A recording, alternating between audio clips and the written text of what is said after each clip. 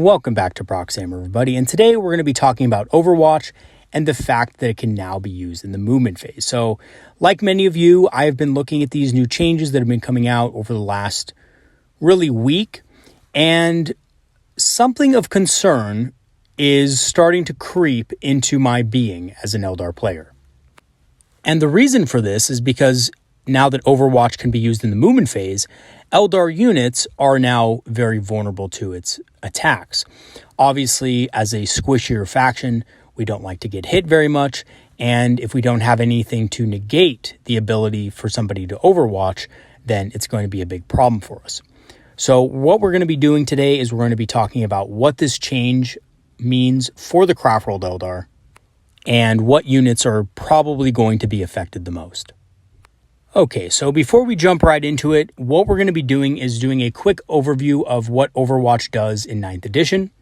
We're going to be looking at how Overwatch is going to work in 10th edition based on the demo games that happened at Warhammer Fest over this last weekend. And we're going to be talking about which Craftworld Eldar units will be affected the most. So Overwatch in 9th edition basically was you pay a command point to shoot at a charging unit that you were eligible to shoot at. So what this means is that if, let's say I'm charging something and they don't have line of sight on my unit, or that unit would normally not be able to shoot, basically something is denying its Overwatch, stuff like that, then it can't Overwatch, right? And in 9th edition, Overwatch is a pretty powerful mechanic, but there are systems in place that are able to negate a lot of its power. So attacks that are resolved on Overwatch, as of now, hit on a 6+ unless boosted by ability. So you do get access to rerolls and special rules to improve this, but again, only if that unit is eligible to shoot. So if that unit is already engaged, it can't use Overwatch.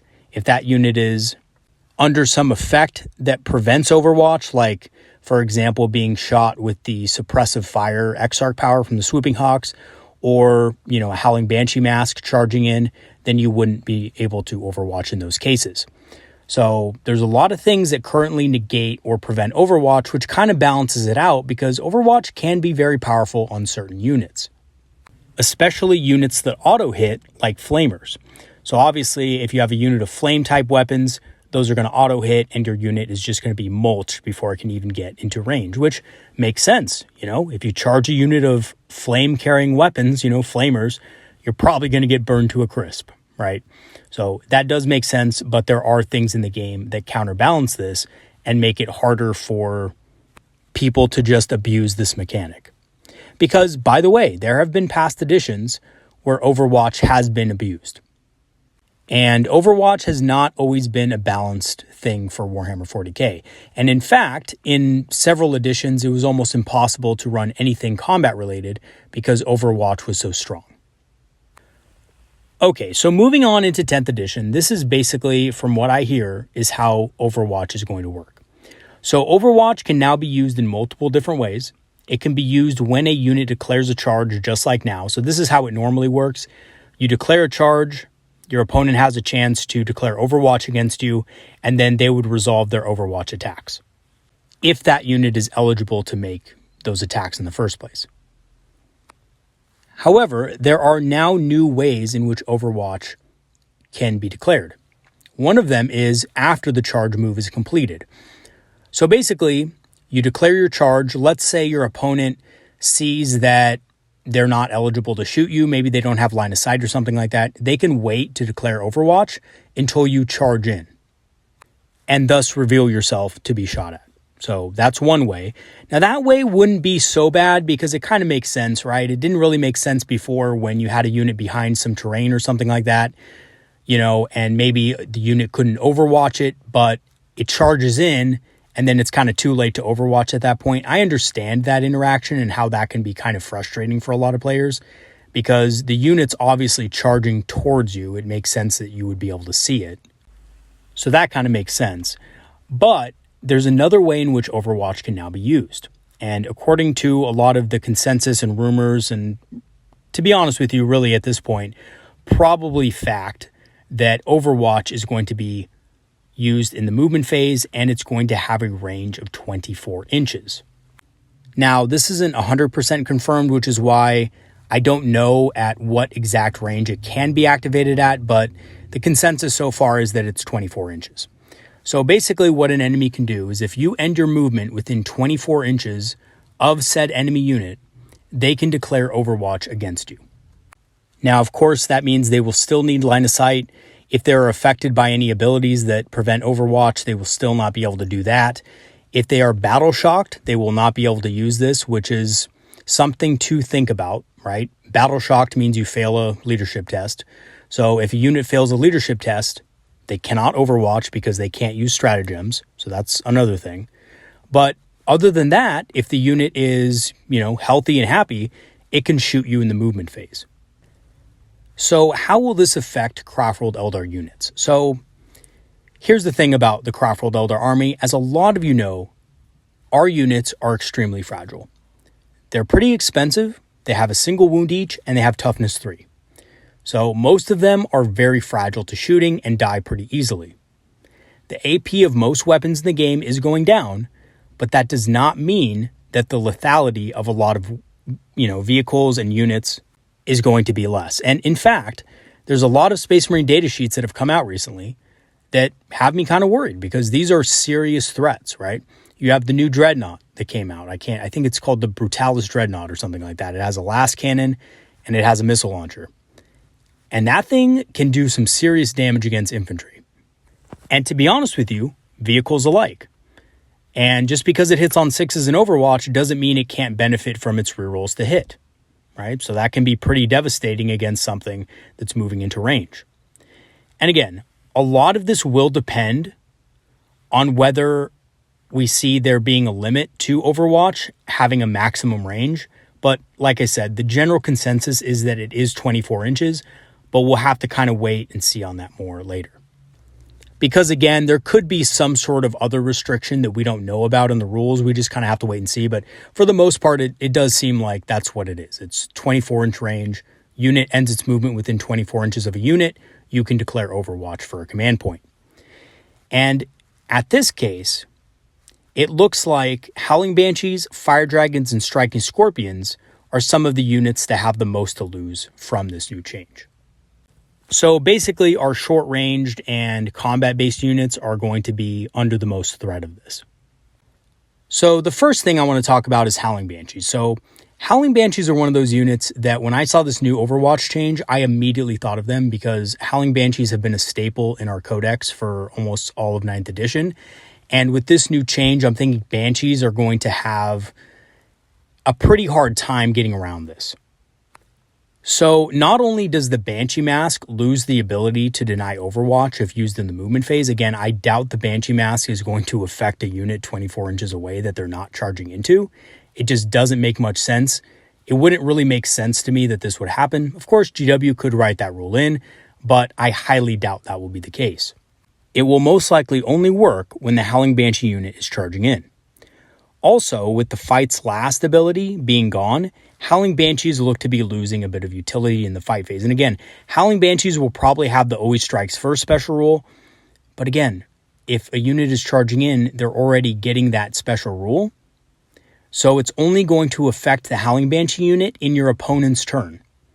So yeah, your opponent will have to strike after the Howling Banshees do, but it's not going to affect the order in which your opponent can attack with other units, which will severely hamper combat-based armies.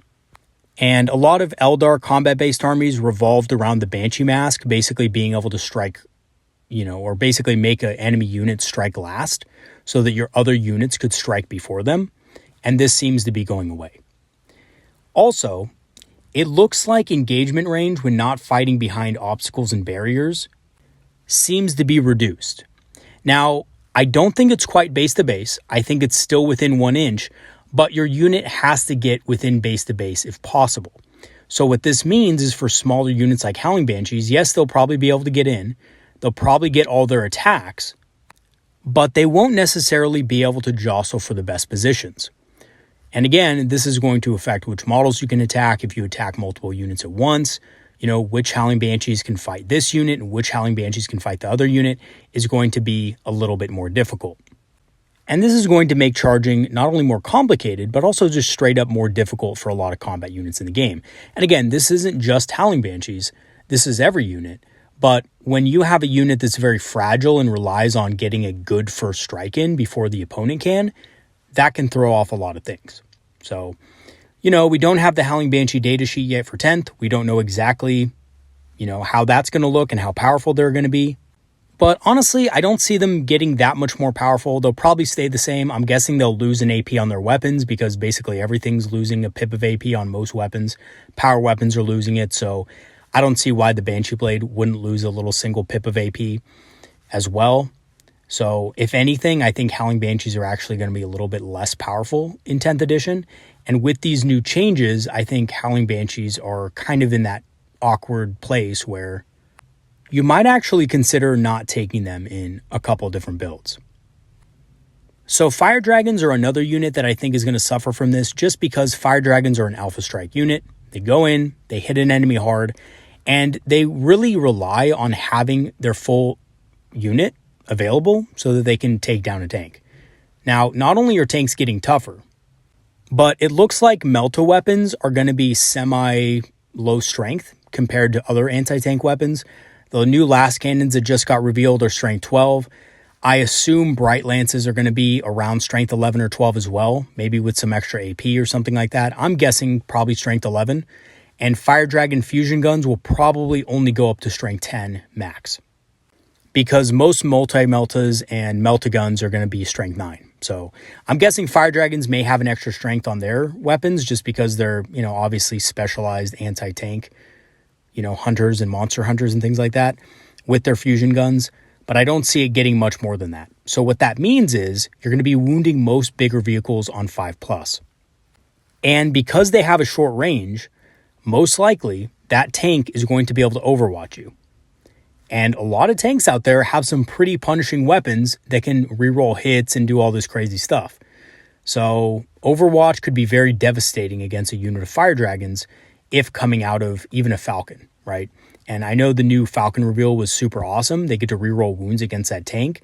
But if they have to take Overwatch in the movement phase and, you kill 2 Fire Dragons out of 5, 3 Fire Dragons is not going to be enough to take out that tank, and you're going to fail, right? Even with rerolls, it's just not going to be quite enough to kill it, which could be a big problem. And, Fire Dragons are a little bit tougher than most Eldar units. They do have toughness 4. They do have a 3+ armor save. But again, they're single wound models, and they're not really that tough. So, they're tougher than Eldar, but not by much.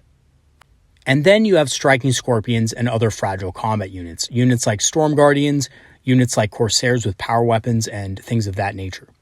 So if these units have no innate ability to deny Overwatch, which I don't think they will always suffer if targeted with Overwatch. And again, Striking Scorpions, they do have a 3+ save, but they have toughness 3, right? Storm Guardians have a 4-up save, they're toughness 3, they're very squishy, so are Corsairs.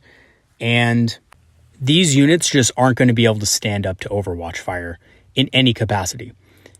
And especially Striking Scorpions, having advanced positions, they'll probably be able to infiltrate still. I'm guessing they've been able to infiltrate pretty much always.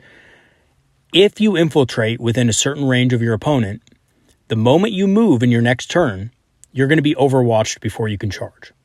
So it does give your opponent the chance to be able to basically mess up your plans right from the start of the game, which is going to be a little bit concerning. So people that really like Striking Scorpions, it does look like you're going to have to use them a lot more carefully and a lot more tactically. They're not probably going to be the best unit to just throw out there to get an early alpha strike with. And to be honest, to a lesser degree, I think all Craftworld Eldar units are going to be affected in some way if their range is 24 inches or less. So units like Dire Avengers, even Swooping Hawks, I can see potentially having some trouble against certain units with Overwatch. Now, obviously, weapons become less effective outside of 12 inches, especially rapid fire type weapons. So it does depend on the unit when you're thinking about units like Dire Avengers, units like Swooping Hawks, things like that, even Guardians that have a higher range than 12. They're outside of rapid fire range. They're outside of most of the close range, devastating kind of weapons like flamers, but they still might have some trouble against certain types of enemy units. So now that we've talked about which units are going to be affected, which units won't really be affected? So I think Wraith units are probably not going to be affected much at all. They're very tough, so attacks hitting on 6s will probably be a waste of command points. Command points are going to be something that is going to be more scarce. And players probably aren't going to want to, hit on 6s and then probably wound on 5+ with a lot of their bolt weapons and anti-infantry tech. At the same time, overwatching into something like a Wraith Lord that you're not going to kill that turn anyway, even if you do have a significant overwatch, I can't really see even a Land Raider with the double last cannons being able to hit much more than one shot against a Wraith Lord or something like that. Probably not going to kill it, and thus probably a waste of command points in the long scheme of things. Units that have a long range are also going to be pretty unaffected. I'm thinking things like Shroud Runners, Warwalkers, Dark Reapers. Units that aren't going to ever get close to enemy units are not going to be that much of a problem. And again, the rumor is it's going to be a 24-inch max for Overwatch, and I doubt this will allow units to attack past their maximum range. So long-range units are still going to be pretty safe. Units with abilities that shut down Overwatch are also going to be not really affected, obviously. I'm guessing Harlequins will get something like that via the Shadow Seer or, via some sort of ability that they have, maybe a relic or an enhancement, will make whatever character is attached to that unit immune to Overwatch as well. And that is a little bit of speculation, but I'm sure Harlequins, being a very super squishy faction, will get some sort of kind of buff to prevent Overwatch from taking place. However, because Overwatch is, after all, a core stratagem, every army is going to have access to it, which means that we are going to be able to benefit from it as well. So being able to use Overwatch with units that have sustained hits is going to be absolutely great, especially at the end of the movement phase. So if something comes into range of our Dire Avengers or Guardians, Overwatching on 6+ with sustained attacks, which means that 6 is the hit, get an additional hit, is going to get pretty crazy, especially with rerolls. And also Necrons, by the way, have a few weapons that have sustained hits. Things like, for example, I think they're called Immortals, and I think they're called Gauze Flayers, if I'm not mistaken, or Tesla weapons. That's what it is, Tesla weapons. The Tesla weapons have sustained hits. So I do think that would be pretty powerful for Necrons as well. But again, just think about it. A unit of 10 Dire Avengers being able to overwatch at something, right? Every single 6 to hit scores an additional hit, and maybe they have some sort of reroll on them. Maybe you have a Farseer attached, or maybe you have a Warlock attached to them that's giving them some sort of reroll ability. They can potentially do a bunch of damage. So that is also something to kind of look out for. Wraithguard with D-Sights, I imagine, will be very good at this just because they do have a short range, but anything, kind of coming within 12 of them, trying to capture an objective from them or anything like that, are going to be Overwatch with D-Sights. And again, it does depend on what the datasheet says and what kind of weapons they're going to get as far as the D-Scythe goes. But I'm guessing it's still going to be pretty powerful, and now that Blast gives you additional hits per 5 models, this could be extremely useful for extra damage. Again, especially with buffs.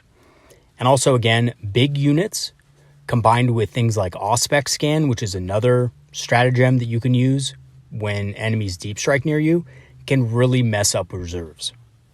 So yes, command points are going to be a little bit harder to come by, but if you can line up something against a very strong unit deep striking, like a unit of Terminators, and you can line up an Auspex Scan against them, and then you can also line up Overwatch against them in the same turn, if you have those 3 command points at like turn 4 or turn 3 when there's a big power swing, that can really help you out a big deal. So again, we don't know everything. We don't know how easy CP is to farm in this edition. It's probably not going to be that easy, but if you can get at least 3 CP, that's a pretty powerful combination when combined with the certain buffs and abilities that Eldar units can potentially get. Okay, so in conclusion, I think things are looking pretty dire for more of our fragile combat and short-range units. as now opponents can simply Overwatch as soon as they move into range and take out a considerable amount of them before they're able to shoot. You know, Dire Avengers, Guardians, Fire Dragons, Striking Scorpions, Howling Banshees, they're all pretty fragile and they all die very easily. And typically, unless you have the full unit of 5, a squad of 5 Howling Banshees is not really going to be able to take out something big unless they're at their max strength. So unless they're an actual squad of 5, they're not going to be able to take out, let's say, a unit of Marines. Whereas, you know, other units that are more durable might survive an Overwatch attack. Howling Banshees, Striking Scorpions just probably won't be able to. For example, imagine trying to move a Howling Banshee unit within 12 inches or even closer to a unit of 10 Primaris Space Marines with a Primaris Lieutenant attached to them. With all those rerolls and everything, you're just not going to be able to survive. Those Howling Banshees are probably going to easily die to Overwatch, and you will have nothing to show for it. So that is going to be a big issue in the game, and I do foresee that most armies are going to at least have a couple of units that are max units because of how attachments and character attachments are going to work in 10th edition. And, you know, obviously, even if we hide our units well in the movement phase, again, and we make sure that, you know, an opponent can't see them in the movement phase, as soon as they charge, your opponent is also going to have another chance to shoot at them. So there is that to consider as well. And obviously, without knowing all the rules, we can't be sure, but it's looking like combat is going to have a reduced role in 10th edition. Not only is it looking like Overwatch is going to be a pretty powerful mechanic for shooting, but combat looks to be generally weaker. There's no more strikes last. Consolidation has changed. You can't consolidate easily, or I should say as easily as you once could. And you definitely don't get as much movement as before. And as you guys know, currently how it works is you charge in, right? You make your pile-in move, then you fight, then you consolidate, right? So there's a lot of extra movement that you can get from just charging an enemy unit. And it looks like a lot of that extra movement through consolidations and pile-ins is going to be reduced, which isn't great for assault armies because they won't be able to get as much movement out of it and they won't be able to get to safer positions once they're, you know, done assaulting their targets. However, a little bit of light at the end of the tunnel here, a lot of our units, because of the buffs that we can give and the kind of stacking layers of extra damage and extra shots and things like that that'll probably exist in the Craftworld Eldar Index, will probably be able to benefit from this new Overwatch ability to a good degree as well, just because of the fact that we do have a pretty good shooting game in general. And in my opinion, Eldar have always been an army that can do both shooting and combat, and typically the best types of Eldar armies are able to utilize both. So I don't know exactly, again, what it's going to look like for combat. We're probably going to still have to put a few combat units in the army for some tasks. But as far as shooting goes, it looks like this ability can really help us out a lot on our end as well. All right, everybody, that's going to be it for today. I wanted to put out this short video for you guys just to cover the Overwatch change and what I thought about it, because I think it's one of the changes that was recently revealed that does, in fact, affect the Craftworld Eldar in a big way. So I did want to cover that with you guys, and I know I put out a meme a couple of days ago. It's the Pedro Pascal meme where he's, you know, obviously laughing and then it turns to crying, you know, and that's kind of how I've exactly felt when I saw these Overwatch changes. So I just wanted to be kind of funny and show you guys that. But yeah, absolutely. I think that Overwatch is going to be a concern for a lot of our units. We do have to play more carefully into it, and we do have to plan our lists around that occurrence when it does happen in our games. All right, everybody, once again, thank you so much for watching the video. Thank you to all my patrons and supporters who have, you know, supported me over the past couple of months. I really appreciate it, and I'm going to go ahead and leave my Patreon and PayPal links in the description for those of you who want to support the channel further. I'm also working on adding some new stuff to my YouTube membership, so if you do want to become a YouTube member for the channel, that'd be awesome, and once again, that would be much appreciated, and you would gain access to our channel's Discord, which I do have up and running, and we have several people who are, you know, frequently communicating within it, helping each other out, asking for list advice, things like that, and just basically, you know, showing off our work as far as our painting goes, and it's a fun time. So if you are interested in doing that, let me know, and yeah, Other than that, I'll see you guys next time. Have a great one, everybody, and peace out. See you guys in the next video.